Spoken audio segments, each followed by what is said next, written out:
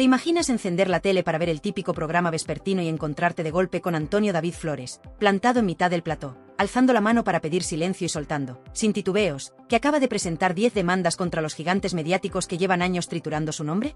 Así arrancó todo, sin previo aviso, sin promo, sin música dramática, solo ese instante eléctrico en el que se hizo un silencio extraño, como cuando el público intuye que está a punto de estallar algo que no cabe en la escaleta.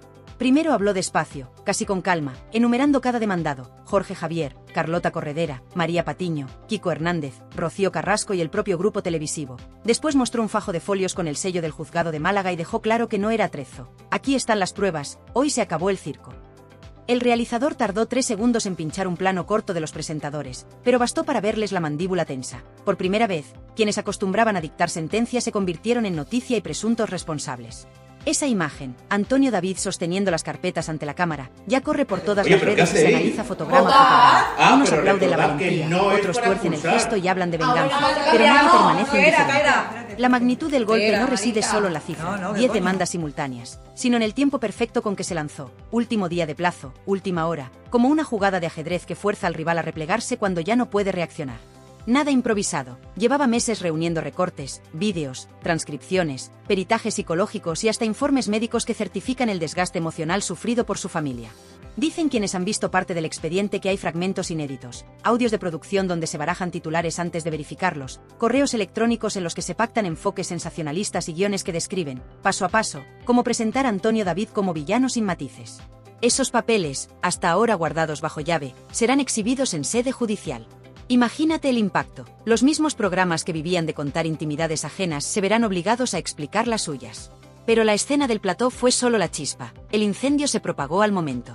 En la redacción del programa saltaban los teléfonos, otros colaboradores recibían WhatsApps con un único mensaje: ¿has visto lo que acaba de pasar? Varios jefes de contenido convocaron reuniones de urgencia. Había que decidir si continuaban el directo o cortaban a publicidad para recomponer la escaleta. El público, mientras, empezaba a inundar redes con capturas del instante en que Antonio David pronunció las palabras mágicas: reparación, dignidad, limpiar mi nombre. Un hashtag con su apellido subió al primer puesto de tendencias en menos de 20 minutos. Quienes llevaban años esperando que hablara en terreno neutral se agarraron al móvil como si fuera un salvavidas. Quienes jamás creyeron su versión, pidieron el corte de señal por considerarlo apología de maltratadores. El país se partió en dos otra vez, pero esta vez con el factor sorpresa a favor del acusado. Mientras tanto, en las redacciones digitales de los principales diarios se formaba una cola virtual para consultar el punto exacto del BOE que fija los plazos de prescripción. Confirmaron que, en efecto, Antonio David había apurado hasta el último minuto. Ese detalle encendió un nuevo debate. ¿Se trata de una estrategia legal fría y calculada o de la única ventana que le quedaba a alguien que, durante años, fue juzgado en pantalla sin poder replicar? Los portales de noticias del corazón comenzaron a refrescar artículos antiguos, titulares que decían: Antonio David, hundido y sin defensa, Rocío Carrasco rompe su silencio, Sálvame desenmascara. Ahora esos textos adquieren otro peso, porque cada frase puede convertirse en prueba de parcialidad o incluso de injuria si un juez así lo estima. Nadie imaginaba, cuando se emitían aquellas tardes de linchamiento televisivo, que algún día esas palabras se leerían en un juzgado con toga y acta notarial. En las redes sociales aparecieron clips que muchos ya habían olvidado: presentadores soltando adjetivos demoledores, colaboradores bailando sobre la reputación de un hombre sin dejarle espacio de réplica, discusiones sobre su vida personal convertidas en espectáculo de sobremesa. La línea entre la información y el show quedó tan borrosa que hoy, vista en retrospectiva, provoca escalofríos. Se emitían diagnósticos psicológicos sin firma médica, se desmontaban testimonios de su hija en directo, se trivializaban informes de violencia sin juicio firme. Todo eso vuelve ahora en forma de boomerang legal. No tardaron en surgir teorías de conspiración, que si Antonio David estaría negociando su regreso a la televisión y las demandas son maniobra de presión, que si algún despacho poderoso le respalda para hundir a la productora rival, que si la inclusión de Rocío Carrasco es un movimiento para forzar un careo público y reventar audiencias. Pero la frase que más resonó fue la que pronunció una invitada en aquel mismo directo, visiblemente indignada: aunque le paguen millones, nadie le devuelve los años de escarnio. Esa idea caló hondo, porque remueve un miedo colectivo, el de descubrir que cualquiera puede ser triturado por el prime time. Si sobrevive, la única reparación sea un cheque que no cubre la humillación ni el daño emocional. En los despachos de abogados especializados en derecho al honor se habla ya de caso histórico. Si los jueces admiten íntegramente las demandas, cada programa tendrá que justificar cada palabra pronunciada, cada rótulo lanzado en pantalla, cada declaración sin contraste. Y si alguna sentencia da la razón a Antonio David, se abre una puerta nunca vista: la posibilidad de que la televisión, ese gigante que parecía intocable, tenga que empezar a responder ante la justicia por exceso de espectáculo. Productores y directores lo saben, por eso, cuentan fuentes internas, algunos ya revisan hemerotecas para borrar rastros o preparar defensas. El miedo real no es la indemnización económica, sino el precedente, que se instaure la idea de que el plató no es territorio ajeno a la ley. En mitad de este huracán, Antonio David, dicen quienes le rodean, mantiene el teléfono en silencio. No contesta a productoras, no negocia exclusivas, no firma entrevistas. Sopesa cada paso con su abogado, el mismo que lleva años recopilando pruebas mientras los focos estaban en otro sitio. La estrategia es clara, hablar solo cuando toque y hacerlo donde la palabra pese de verdad, en el juzgado, lejos de los aplausos prefabricados y las encuestas de Twitter. Esa calma contrasta con el frenesí mediático y, paradójicamente, le otorga una autoridad que antes no tenía, la del que se permite esperar porque sabe que su munición son documentos, no tertulias. Así arranca esta nueva batalla, un plató que enmudece, 10 demandas sobre la mesa, rostros televisivos acostumbrados a dictar sentencia obligados ahora a preparar su defensa. Y la audiencia, por primera vez, preguntándose si el espectáculo de la lágrima fácil y la indignación al segundo podía tener consecuencias jurídicas reales. La bomba ha estallado, el ruido apenas empieza, lo único seguro es que, esta vez, nadie podrá cambiar de canal para esquivar el veredicto. Jorge Javier tardó menos de un minuto en reaccionar desde su propio plató de la tarde. Intentó un chiste para enfriar la tensión, pero la voz le temblaba esa décima de segundo que delata que no se domina la situación. Comentó que estaba muy tranquilo porque confiaba en su equipo jurídico, pero el público en casa pudo notar que no levantaba la vista del monitor de autocue. No es para menos, la demanda que le ha caído encima no es la típica reclamación de rectificación, sino un texto denso repleto de recortes, transcripciones y fechas concretas. Hay un pasaje especialmente incómodo en el que se reproduce, palabra por palabra, aquel editorial en el que él aseguró, mirando cámara, que Antonio David había destrozado la vida de Rocío Carrasco. La querella subraya que, en ese momento, no existía sentencia firme ni condena, y que la frase pudo condicionar la opinión pública. Para la televisión era un comentario más, para un juez puede ser una difamación de manual. Desde ayer, su mesa de redacción se ha convertido en una pequeña sala de crisis. Hay abogados pidiendo cintas de archivo, redactores buscando atenuantes y productores calculando cuántos minutos de publicidad se pueden vender con la siguiente exclusiva. Pero todo el mundo sabe que esta vez los anuncios no bastarán para tapar el agujero. Carlota Corredera, por su parte, apareció en sus redes durante la madrugada. Grabó un vídeo corto, ojos hinchados y voz pausada, diciendo que cree firmemente la libertad de prensa y que confía en que la verdad prevalecerá. No mencionó ni una sola vez a Antonio David, quizá por consejo legal, pero tampoco se disculpó. Y esa es la parte que ha incendiado Twitter. Su nombre se ha convertido en la diana de un debate feroz entre los que la consideran paladín del feminismo televisivo y los que la señalan como arquitecta del mayor linchamiento mediático de la última década. Miles de usuarios rescatan fragmentos de su docuserie comentando gráficos de violencia de género. Otros contraponen audios donde la productora cuestionaba la salud mental de Rocío Flores. El termómetro de la red sube cada hora y nadie sabe cuánto daño reputacional puede infligir este huracán a quienes llevaban años instalados en el pedestal moral. Mientras tanto, María Patiño apareció en su programa matinal y, contra todo pronóstico, guardó silencio. Presentó los titulares del día, dio paso a la reportera de Sociedad y evitó cualquier referencia directa al asunto. Para muchos, ese mutismo es la confirmación de que se avecina tormenta de verdad. Cuando Patiño calla, algo grave sucede.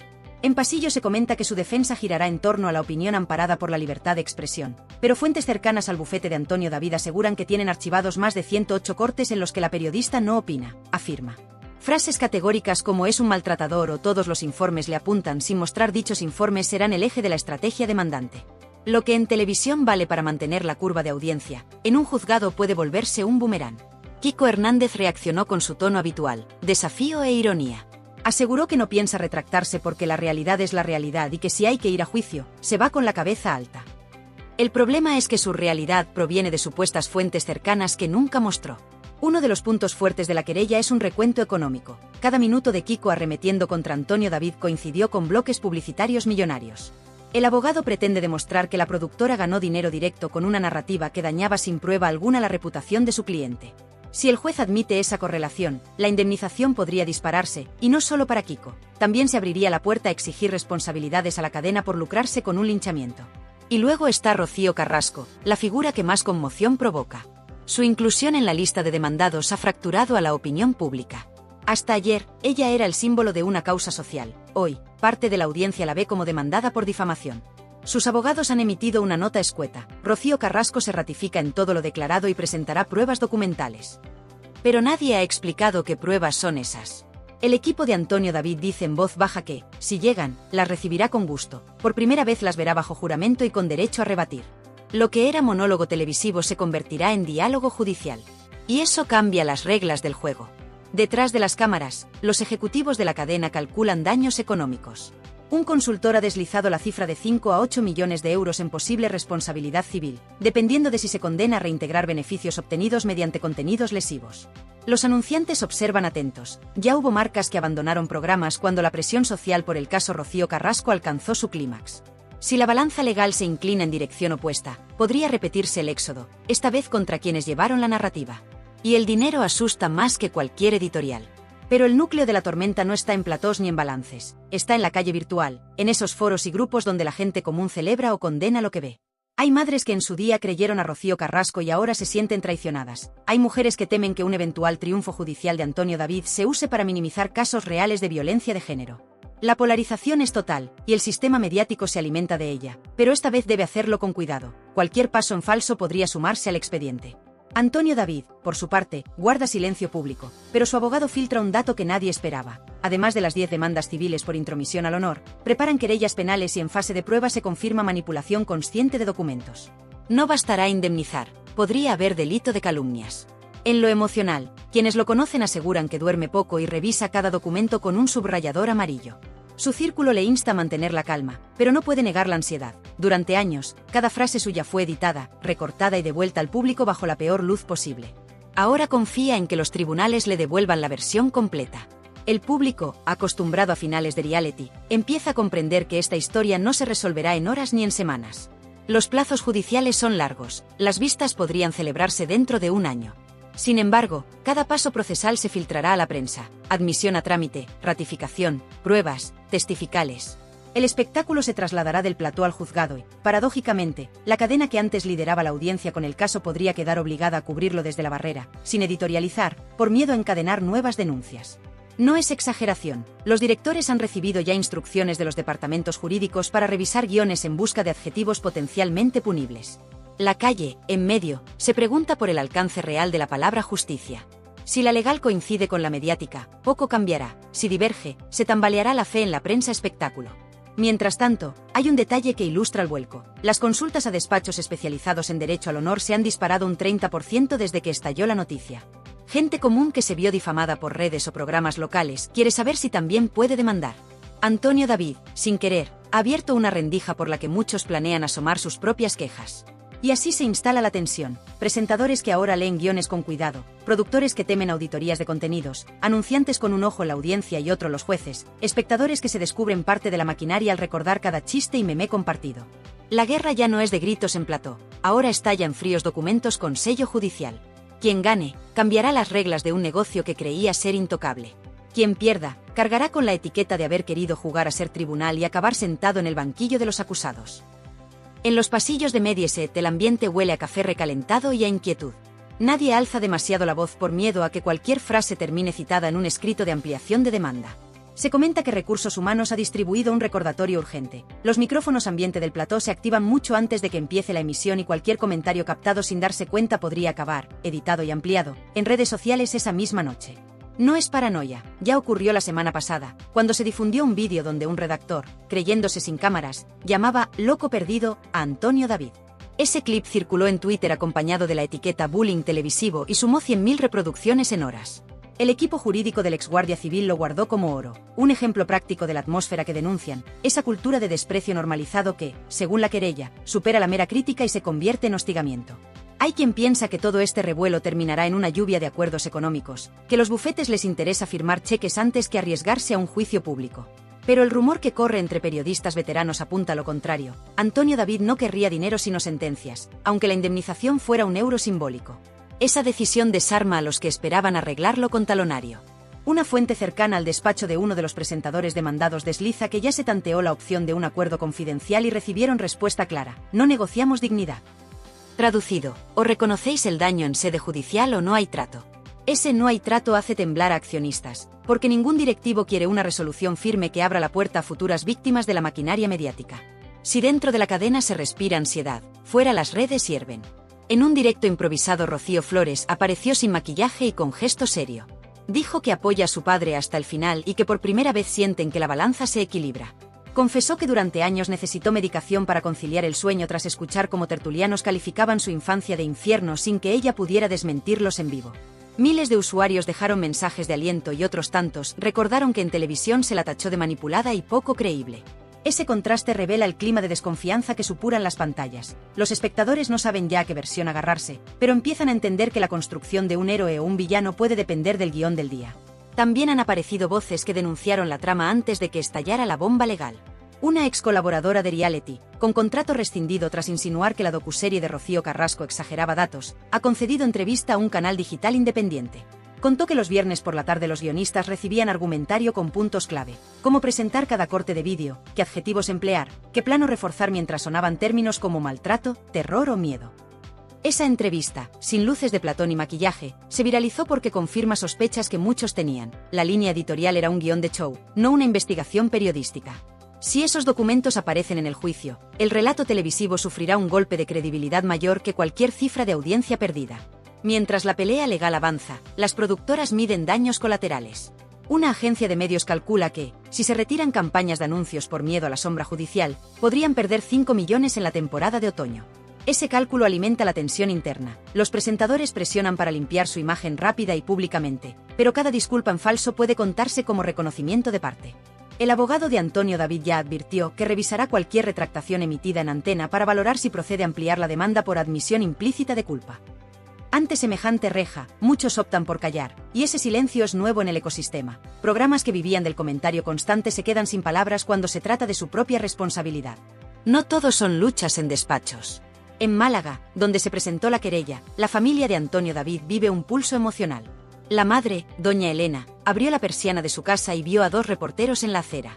No dijo nada, bajó la persiana con la misma calma con que se cierra una etapa. Un vecino comentó que la señora, cansada de micrófonos, últimamente solo sale a primera hora, cuando el barrio duerme. Esa imagen resume el efecto de tantos años de juicio televisivo: familias recluidas, niños que aprenden a distinguir cámaras ocultas, ancianos que temen salir en un zapping por un comentario inocente. Ese miedo silencioso será, según la demanda, uno de los daños morales a valorar. Entretanto, algunos tertulianos que antes disparaban sin recato empiezan a matizar. Un colaborador habitual de programas matinales justificó en directo que lo nuestro era humor, no mala fe. Un psicólogo invitado le interrumpió: el humor sin verificación se llama difamación. El corte de vídeo se viralizó, de nuevo, y alimentó el debate sobre la responsabilidad de convertir la salud mental en chiste. Sobre todo porque el informe clínico de Antonio David, incorporado a la querella, detalla episodios de ansiedad severa tras noches de prime time especialmente agresivas. Años atrás esos síntomas se ridiculizaron en pantalla, ahora son pruebas de un juez. Los seguidores de Rocío Carrasco, lejos de retirarse, convocan espacios en redes para defender la autenticidad de su testimonio. Argumentan que una denuncia no borra el dolor relatado ni las sentencias archivadas. Unos y otros se citan artículos jurídicos, informes de forenses, declaraciones cruzadas. La batalla es también cultural. ¿Qué voz se considera legítima en un caso de conflicto familiar y qué rol asume la televisión cuando decide emitirlo como serie documental? La presión sube un grado más desde que se filtró un detalle económico. Las demandas suman, en concepto de indemnización conjunta, cerca de 6 millones de euros. No es una cifra al azar, se basa en la facturación pública de los programas durante el periodo en que se atacó a Antonio David. El mensaje es claro: si el negocio fue lucrar con la destrucción de una imagen, la reparación debe calcularse con la misma vara.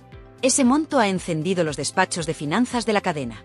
Se habla de reservas contables, de seguros de responsabilidad civil, de renegociar contratos publicitarios en los que las marcas exigen cláusulas de no litigio. Con todo, quizá el dato más revelador sea la creciente lista de personas que valoran seguir el camino de Antonio David. En foros especializados han aparecido testimonios de ciudadanos anónimos que sufrieron juicios paralelos en prensa local, y preguntan por abogados que lleven demandas por derecho al honor. El ecosistema mediático, que durante años actuó como juez de guardia, podría enfrentarse a una ola de litigios si la vía se abre. Algunos hablan ya de efecto dominó y los grupos de comunicación toman nota. Los contenidos polémicos bajan el tono, los adjetivos se suavizan, los rótulos incluyen presunto donde antes ponían sentencias concluyentes. Parece poco, pero denota miedo, el temor de que la fiesta de la descalificación acabe, de golpe, con una orden de pago judicial. Y mientras la tempestad sacude platós, foros, cuentas bancarias y reputaciones, Antonio David se mantiene al margen del ruido, reforzado por un círculo que le aconseja no caer en la tentación del plató fácil. Sabe que el sistema espera que vuelva a la televisión para rentabilizar otra vez su dolor. Si resiste, cambiará las reglas de un juego que hasta ahora siempre ganaba la cadena. Esa partida apenas ha comenzado y los focos, por una vez, no están en el show, sino en la justicia ordinaria que suele tardar, pero cuando llega deja cicatriz más profunda que cualquier rótulo en rojo. El reloj del pasillo marca las 9:30 cuando la secretaria judicial abre las puertas y ordena a todos ponerse en pie. Dentro, la sala respira una tensión inédita, huele a archivadores, a café recalentado y a miedo sin focos de colores que lo disimule. Antonio David cruza el umbral primero, traje oscuro, corbata sobria, la mirada fija en el magistrado. Lleva en la mano un portafolios rígido. Dentro, los originales de las 10 demandas que han puesto patas arriba medio siglo de televisión. Entra detrás Jorge Javier, hombros rígidos dentro de un traje demasiado entallado. Lo sigue Carlota Corredera aferrada a un cuaderno como quien se agarra a una tabla de náufrago. Luego María Patiño, cuello hundido en la solapa. Y después Kiko Hernández, que intenta un mohín de seguridad hasta que descubre que no hay cámara que pueda salvarle de una declaración jurada. Rocío Carrasco llega la última, acompañada de su abogada, con paso lento y gesto firme. Por primera vez en años, su versión no se dirá entre aplausos de plató, sino frente a un estrado y bajo juramento. El juez lee en voz baja los nombres, confirma la identidad, recuerda que aquí no hay rótulos ni editoriales, solo hechos y responsabilidades. Antonio David mantiene la espalda recta. Jorge Javier mira al techo como buscando el teleprompter que nunca llegará. Carlota cuenta respiraciones para no descomponerse. Patiño entrelaza los dedos y los aprieta contra la madera. Hernández sostiene la barbilla en alto, pero las venas del cuello le delatan. Rocío Carrasco se sienta y acaricia un pañuelo que lleva bordado el nombre de su madre. Así, en silencio tenso, arranca la vista que puede cambiar para siempre las reglas de la televisión en España. Primero declara el perito caligráfico que autentificó los correos internos de producción. Explica que los guiones de varios programas contenían instrucciones lesivas, redactadas antes de que Rocío hubiera grabado la entrevista completa. La frase, deja a Antonio David sin defensa, que así subimos Are, aparece en un correo electrónico fechado una semana antes del primer prime time explosivo. Jorge Javier baja la vista por primera vez. Carlota murmura algo a su abogada. El público autorizado, 12 personas escogidas por sorteo, contiene el aliento.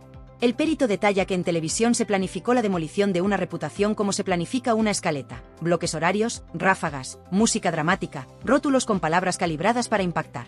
El juez pregunta si puede certificar la autenticidad. El perito asiente y entrega la carpeta sellada.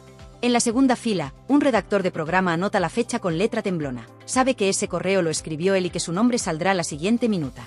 Turno de la psicóloga forense que evaluó a Antonio David y a su familia. Explica un año de ataques de pánico, insomnio crónico, ideación suicida leve desactivada con psicoterapia. Enumera medicamentos, dosis, momentos en los que la hija menor preguntaba por qué el colegio comentaba memes sobre su padre. La mujer habla sin dramatismo, pero cada palabra abre grietas en quienes, hasta entonces, pensaban que el dolor de pantalla se evapora cuando se apaga la señal. La sala escucha cómo se llamaba por la noche al 112, como la Guardia Civil llegó 2 veces a la vivienda porque la alarma de ansiedad provocaba mareos y taquicardias. Al terminar, el abogado de Antonio David pide que se proyecte una imagen fija, el rótulo, Antonio David, el hombre que hace temblar a Rocío. Ese rótulo coincide en fecha con la primera ambulancia. Coincidencia que, subraya la parte demandante, no es azar. Llega el momento de los demandados. Jorge Javier toma asiento en el estrado e intenta una broma para calmarse, pero la magistrada le recuerda que no está ante un público pagado por reír. Explica que ejercía opinión libre, que creía las palabras de Rocío Carrasco, que su deber como comunicador era posicionarse. El abogado contrario muestra un contrato que vincula su programa con bonus de audiencia. Cuanto más alto el SARE, más alta la remuneración. Pregunta si entiende que su opinión libre generaba beneficio. Tarda unos segundos en contestar. Dice que sí, pero que desconocía la cifra exacta. El juez anota la admisión. Ningún plano televisivo habría captado ese instante de vulnerabilidad como lo sienten quienes están sentados a 4 metros. El espectáculo del juicio supera el espectáculo del prime time, aunque sin la red protectora de la edición. Carlota Corredera declara después. Asegura que revisó informes de violencia antes de pronunciar sus editoriales. El abogado le pide que identifique dichos informes, no los recuerda. Saca un dossier y lee un fragmento donde ella aseguraba poseer pruebas irrefutables. Pregunta dónde están. Carlota tartamudea, remite a la productora.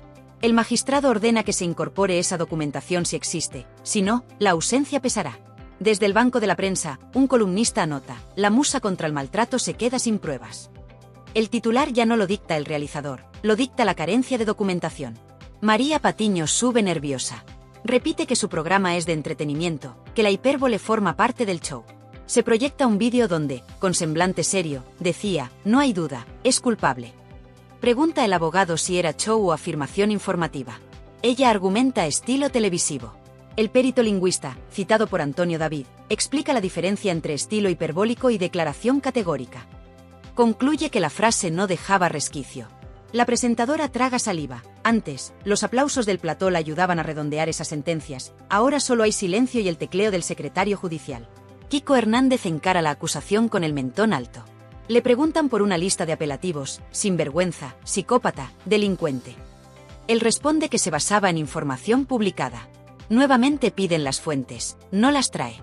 El abogado presenta un clip en el que Kiko afirma que la consulta de los informes psicológicos está en cualquier hemeroteca. La jueza advierte que, si no presenta documentos, su testimonio se abre a valoración negativa. Kiko se encoge. El plato fuerte llega con Rocío Carrasco.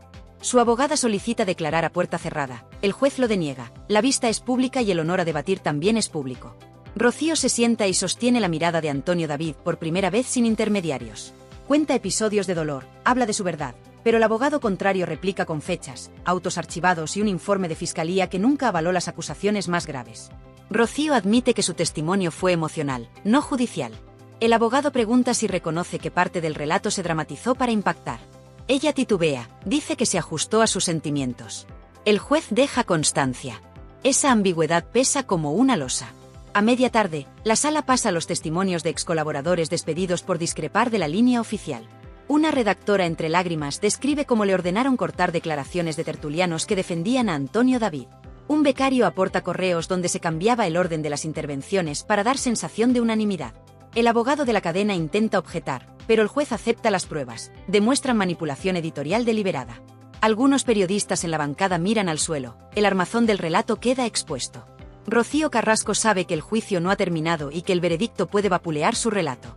En otro punto de la ciudad, Antonio David abraza a su hija que llora de alivio. Nunca antes habían sentido que alguien los escuchase sin música de violines detrás.